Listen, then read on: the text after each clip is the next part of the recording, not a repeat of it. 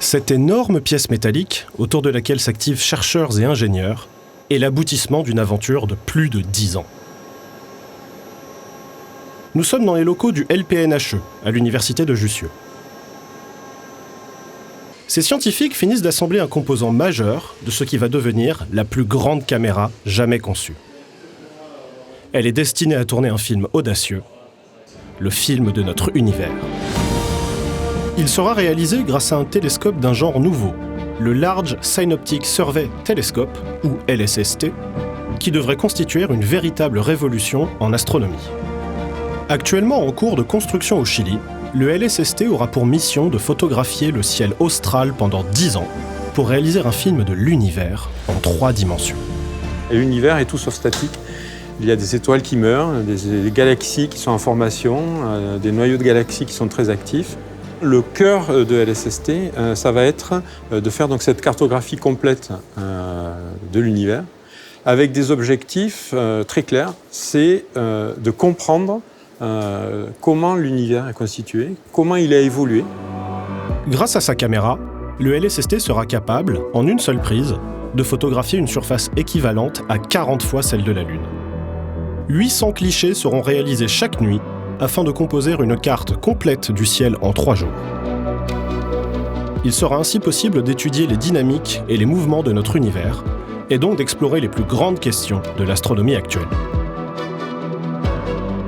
En mesurant l'évolution de l'univers, on va mesurer les propriétés de ses constituants, et en particulier donc de la fameuse matière noire d'un côté et l'énergie noire de l'autre, qui sont les drivers qui ont régulé l'évolution de l'univers au cours des temps.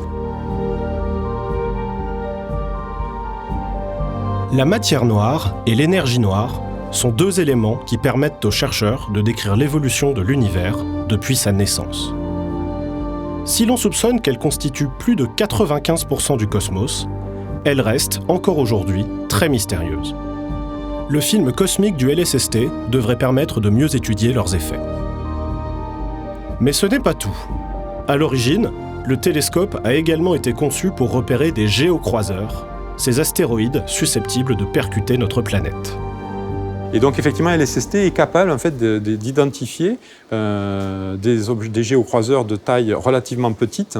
Et disons que tous les géocroiseurs qui pourraient avoir un impact significatif sur la vie sur Terre sont détectables a priori par LSST. Pour remplir tous ces objectifs, la caméra du LSST sera dotée d'un capteur de 3,2 milliards de pixels et de filtres de teintes différentes. Ces filtres permettent de mesurer la couleur des objets célestes, ce qui nous renseigne notamment sur leur distance. Ce sont les scientifiques français qui ont conçu l'échangeur de filtres, un élément central de la caméra. Les galaxies qui s'éloignent de nous, plus elles s'éloignent vite, plus elles sont rouges. Et donc, si on est capable de mesurer leur couleur et donc de voir quelle est la quantité d'énergie qu'elles émettent dans un filtre plutôt bleu par rapport à un filtre plutôt rouge, on pourra savoir, en fait, inférer leur distance. Comme on est sur la plus grande caméra du monde, évidemment, on va être sur les filtres les plus grands du monde. Les filtres pèsent entre 26 kg et 38 kg. De ce qui est demandé sur ce système échangeur de filtres, c'est donc de bouger ces gros filtres et de les repositionner à mieux que 1/10 de millimètre.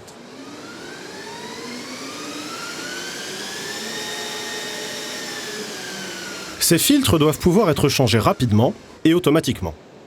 Il faut obtenir les meilleures images possibles, sans rien manquer du spectacle céleste. L'échangeur de filtres a été conçu et fabriqué par 5 laboratoires français répartis sur tout le territoire. Il est notamment doté d'un carrousel qui stockera 5 filtres. L'instrument pourra effectuer un changement en moins de 2 minutes, ce qui permettra de réaliser un maximum d'images. Il faut ensuite pouvoir stocker et traiter les quantités colossales de données produites.